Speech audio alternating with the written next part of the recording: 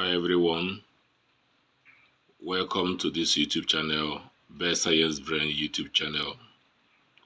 So today we're taking a look at the solution to some questions drafted from May-June 2024 Physics Theory. So taking some questions from part 1 and part 2 theory. So if you are not subscribed to the channel, the video is playing now. Move down beneath the video. You have the subscription button or bell close to the channel's name, Best Science Brain. Tap on the subscription bell only once and get subscribed to the channel and follow us to study and revise examination questions and also participate in the practical classes. So we'll look at the question number 1A in part 1 that says derive the dimension of surface tension. Derive the dimension of surface tension. So look at the solution. So surface tension, abbreviated as ST, again as force over length. Force over length. So for us to get the dimension of surface tension, we'll first of all find the dimension of force. We'll now go down. Force is mass times acceleration. That is force. And then acceleration, being a derived quantity, is velocity over time, which is given as length, that is distance. L stands for distance or length, multiplied by time or t, that t is time, raised to power minus 2. Lt minus 2, that's acceleration. Then replacing the surface tension, replacing F with mass. Dimension for mass is m. Dimension for acceleration is Lt raised to power minus 2 all over L. That L is the length. The formula for surface tension, length is the denominator, all over L. So L cancels L. We now have the dimension of surface tension as mass multiplied by T raised to power minus 2. Mt minus 2, the dimension of surface tension. So let's go to 1B question. Question 1B says, name the instrument used to measure the force of gravity at a place. Name the instrument used to measure the force of gravity at a place. The answer to the question 1B is gravimeter. So the gravimeter is the instrument used to measure the force of gravity at a particular location. So 1B answer is the gravimeter. Question number 2A says state 2 uses of a polar satellite. State 2 uses of a polar satellite. Solution to 2A: for weather forecasting, climate monitoring, environmental monitoring, and remote sensing. Any 2 scores. Question number 2B says, what does the slope of a graph of tensile stress against tensile strain represent? What does the slope of a graph of tensile stress against tensile strain represent? Solution to 2B. The slope of the graph of tensile stress to strain represents the material's Young modulus. The Young modulus of the material, that's the slope of stress against strain. Number 3 question says, state the SI basic unit of the following physical quantities. State the SI basic unit of the following physical quantities. I, stress. II, force constant. III, Planck constant. Solution to number 3. I is Newton per meter squared. So the unit of stress is Newton per meter square because stress is force over area. So force is Newton, area meter squared. To divide Newton by meter, you now have Newton per meter squared. I is force constant, that is Newton per meter. From Hooke's law, force is K times E, where K is the constant. You make K the subject, K now becomes force over extension. So force is Newton and then extension is meters, Newton per meter. Then I, the Planck constant, the unit is Joule second. Joule second. Not Joule per second. Joule multiplied by second. Number 4, an object projected at an angle to the level ground has a time of flight of 4 seconds to move through still air.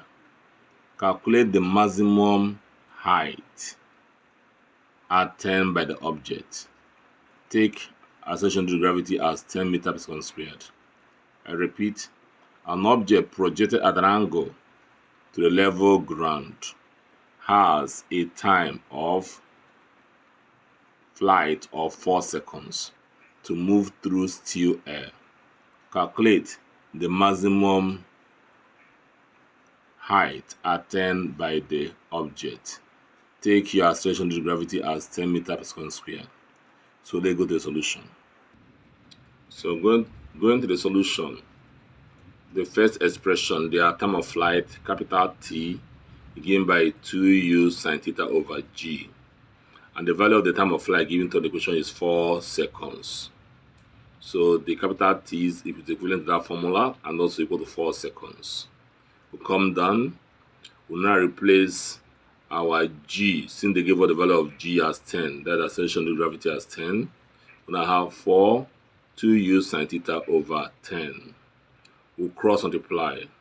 4 times 10 will give us 40, equal to 2u sine theta. We'll divide both sides by 2.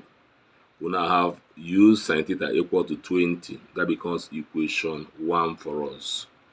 Having done that, then the formula for finding maximum height attained by a projectile, again by capital H equal to u squared sine square theta over 2g.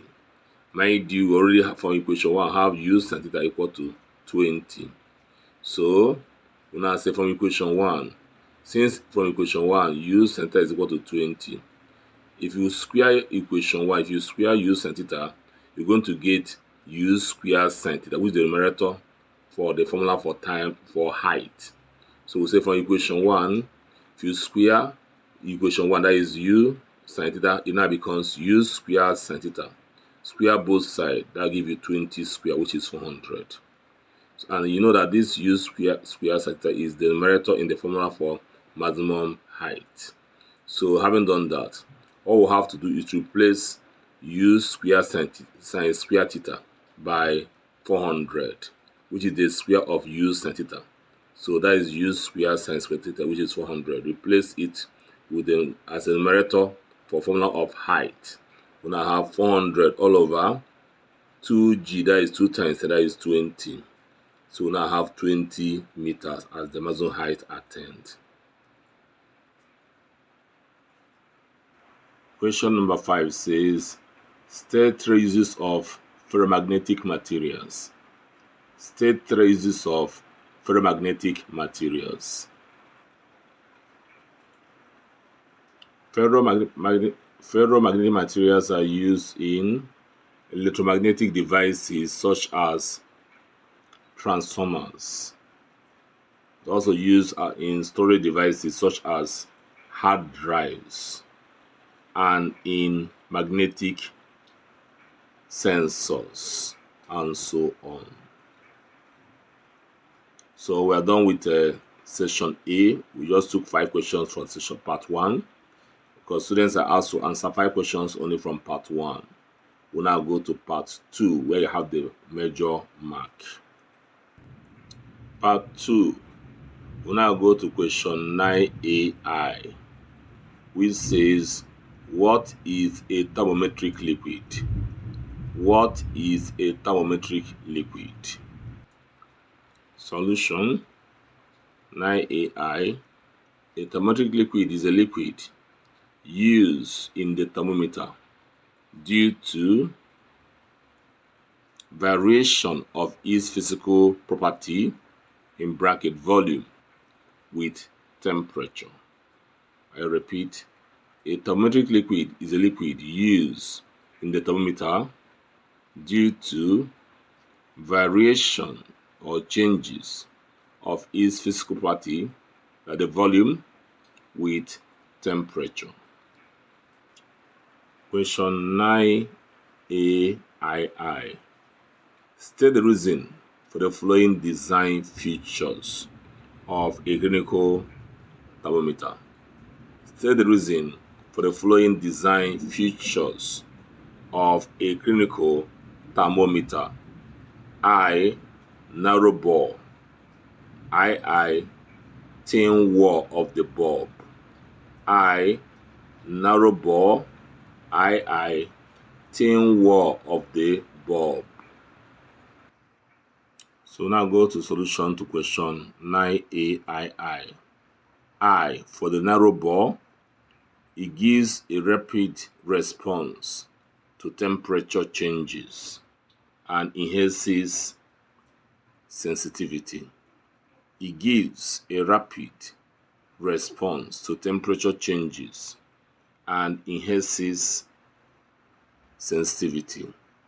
We now go to the II, which is the function of the thin wall bulb. It enables efficient heat transfer and also improves sensitivity.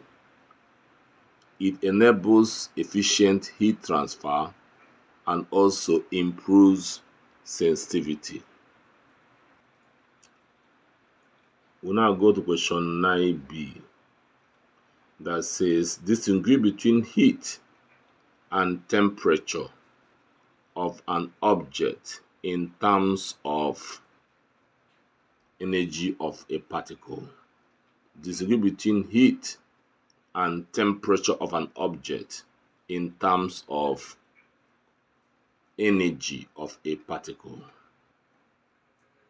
Question 9b. We're looking at the differences between heat and temperature. The first, under heat, is the total energy transferred between objects or systems due to a change in temperature difference. While temperature, the corresponding difference, says is the measure of the average kinetic energy of particles in an object. Number two, under heat, it involves the movement of energy from a hotter to a cooler region. Then under temperature, it indicates the average energy per particle within a substance. It indicates the average energy per particle within a substance. So these are two major differences between the two in terms of energy. Then question 9c says, explain why evaporation leads to cooling. Explain why evaporation leads to cooling. 9c, evaporation leads to cooling because the latent heat of vaporization is taken from the body or a nearby body, thereby lowering its temperature and causing cooling. Evaporation leads to cooling because the latent heat of vaporization is taken from the body or a nearby body, thereby lowering its temperature and hence causing cooling. We'll look at question 9d that says a kettle rated 2000 watts contains water at 20 degrees Celsius. The kettle is switched on and after 2 minutes, the water starts boiling. After 6 minutes, 45% of the water in the kettle boils away. 1. Determine the specific latent heat of vaporization of the water. And 2 says, state one assumption made in your calculations in 91 or I above. Then repeat the question. A kettle rated 2000 watts contains water at 20 degrees Celsius. The kettle is switched on, and after 2 minutes, the water starts boiling. After 6 minutes, 45% of the water in the kettle boils away. The first question I say, determine the specific latent heat of vaporization of the water.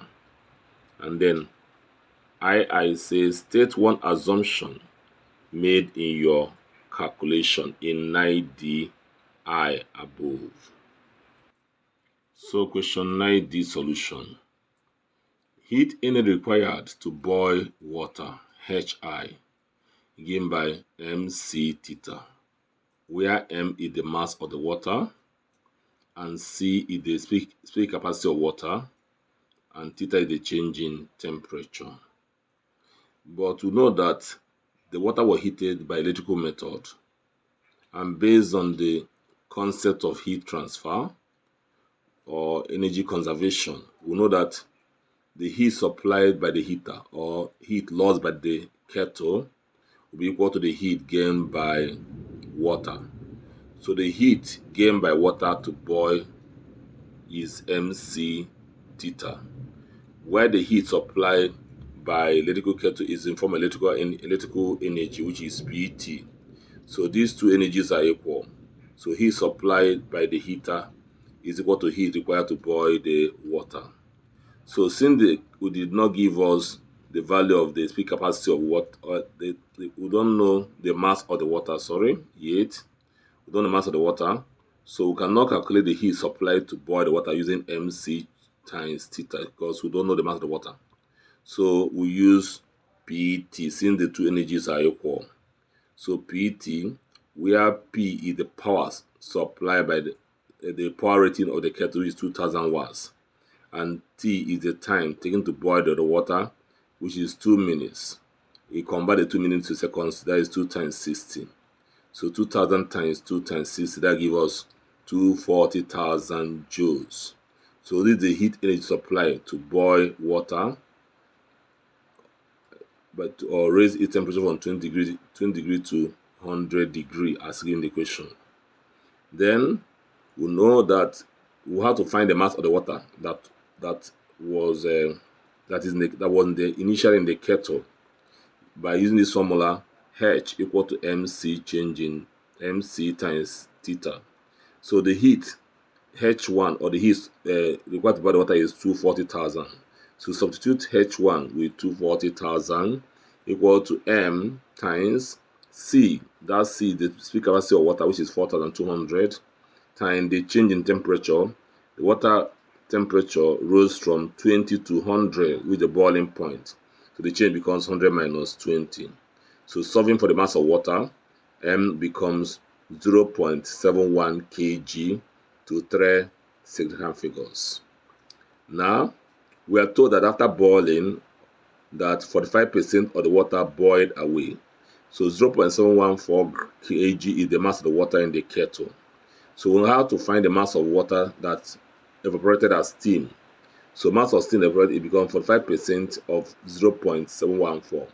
So mass of steam evaporated becomes 45% of the mass of water in the kettle. And that will give us 0.321 kilogram of steam removed from the kettle. So we'll now find the heat required to boil the water, which is the latent heat of vaporization of the steam, by the formula H equal to ml or equal to P times T. So remember that during change of state, there is no change in temperature. So latent heat for vaporization with the change of state is ml, where m is the mass of the steam that was boiled away, and L is the specific latent heat of vaporization, or we can still use PT. So P is still the power rating of the kettle, that is 2000 watts. T now will not be 2 minutes. T is 6 minutes, because we are told that after boiling, it took 6 minutes for 45% of water to be removed. So we use 6 minutes here. So 2000 times 6 times 60.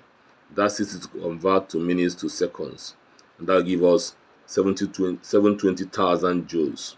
So this is the heat energy required to evaporate the water, or the latent heat of vaporization. So having done that, we now apply H equal to ml, substitute H as 720,000, and then M is 0.321, the mass of steam boiled away, and L is the specific latent heat of vaporization which you are looking for. So make L the subject, divide 720,000 by 0.321, and that will give us approximately 2.243 times 10 to the power 6 joule per kilogram. So that is the latent heat of vaporization of water according to the equation. That's the solution.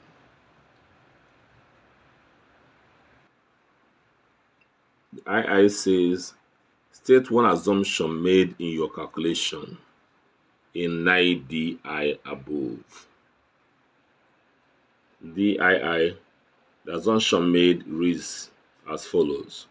The process was carried out at constant temperature and pressure, and heat losses was neglected. Heat losses was minimal or neglected. We'll now go over to question number 11. 11AI says, state the conditions for a charged particle to experience a force in a magnetic field. State the conditions for a charged particle to experience a force in a magnetic field. Solution 11AI. A mechanical force must act on the particle. Thus, the particle must be in motion. A mechanical force must act on the particle. Thus, the particle must be in motion. 2. The particle must be within a region where there is non-zero magnetic field and must lie at an angle to the field. The particle must be within a region where there is non-zero magnetic field and must lie at an angle to the field. Number 3, the velocity of the particle must have a component that is not parallel to the direction of the field. The velocity of the particle must have a component that is not parallel to the direction of the field. 11AII says, state the expression for the magnetic force F acting on a charged particle Q in a magnetic field of flow density beta with a velocity v. I come again. State the expression for the magnetic force F acting on a charged particle Q in a magnetic field of flow density B with a velocity v. The answer is there, 11A double I. F equal to Q times V times B sine theta, where capital Q is the charge of the particle, V the velocity, B is the flux density, and theta is the angle between the particle and the field. 11bi says, mention the main parts of an electrical transformer. Mention the main parts of an electrical transformer. Solution to BI. The main parts of transformer include the core and the primary and secondary windings. The core and then primary and secondary windings. Other parts can include the transformer conservator, the bushings, and the cooling system. 11C says proton of mass 1.7 times 10⁻⁻⁷ kg enters a magnetic field of flux density 0.20 T normally and follows a quarter circle path before exiting with constant speed of 4.5 10⁻⁶ meter per second. I repeat, 11C, proton of mass 1.7 times 10⁻⁷ kg enters a magnetic field of flux density 0.20 T normally and follows a quarter circle path before exiting with constant speed of 4.5 times 10⁻⁶ meter per second. Question I. Explain why the speed of the proton remains constant. I. Explain why the speed of the proton remains constant. 11CI. The speed of the proton remains constant because the magnetic force does no work on the proton. The magnetic force does no work on the proton. The force exerted on the proton by the magnetic field is always perpendicular to the proton's velocity. Since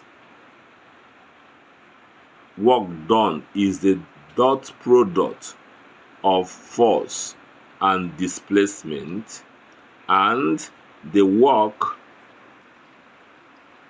done is zero, hence the kinetic energy and the speed of the proton remains unchanged or constant. Question II says, calculate the I radius of the circular path, II time taken by the proton to move through the magnetic field. Repeat myself. Calculate the I radius of the circular path, II time taken by the proton to move through the magnetic field. Take the proton charge at 1.6 10⁻⁻19 coulombs and pi to be equal to 3.14. 11CII question I. To find the radius of the circle, we equate the magnetic force, which should be QVB sine theta. But we did not use sine theta there because the proton movement is perpendicular. That is, theta is 90 degrees. So, and sine 90 is 1. So, sine theta is removed. When I use QVB equal to mv squared over r. So QVB is the force acting the proton in the magnetic field, and the mv squared over r is the centripetal force since the proton moves through a circle. When I make r the subject of the formula, r becomes mv squared over QVB. R becomes mv over QB. So why is R mv over QB? Because remember the formula up, there are velocity on both sides, so one velocity cancels one velocity, so that will have mv over QV remaining now. It's of mv squared. So on the first equation, the first expression, velocity on QVB cancels one of the velocity on mv squared. So you now have R equal to mv over QB. Making a substitution, the mass of the proton is 1.7 10 power minus 27. The velocity of the proton is 4.5 times power 6. The charge is 1.6 10 power minus 19. That is our Q, in bracket given to us as E. While the floor density is 0.20. So if we solve out this, we now have 0.239 meters, or approximately 0.24 meter at the radius of the circle. We'll now go to question II that says we should find the time taken for the proton to stay in the field. So we look at this. We are told from the information given on the question, we're told that the proton travels a quarter of the circular path. The proton travels 1/4 of the circular path. I will know that the perimeter of the circle is the circumference, which is 2 pi r. So since it covered a quarter of the circle, that means it covered a quarter of the circumference. So distance covered, that is d, by the proton becomes 1/4 of 2 pi r, and 2 pi r is the circumference, or the perimeter of the circle. So 1/4 multiplied by 2 pi r gives us pi r over 2. And time is given by distance over speed, or distance over velocity. Then replace the distance there with this pi r over 2. We have substitution, replacing d with pi r over 2, as you can see it in the middle expression. And then the v is part of the d over v, which also comes under. When I make a substitution, replace pi given to us in bracket as 3.14 times root of the circle 0.239, which was obtained in the first question, 0.239, then 2 times velocity of the proton given to us in the question as 4.5 times power 6. When we solve this, we now have 8.34 times power minus 8 seconds. So that the time the duration the proton stayed in the magnetic field. So we are come to an end to solution to the most interesting questions in May, June 2024 physics theory. Always stay connected to the channel. If you're not subscribed, don't forget to tap on the subscription bell and get subscribed to the channel. We appreciate and say thumbs up to our subscribers. And then, as you also keep watching, be mindful that live practicals on physics 2024 WAEC examination have been uploaded in this channel. So we'll have the practical on fluid mechanics in this channel, already in this channel. So search or stream our channel to go for practical on fluid mechanics, that's Archimedes principle.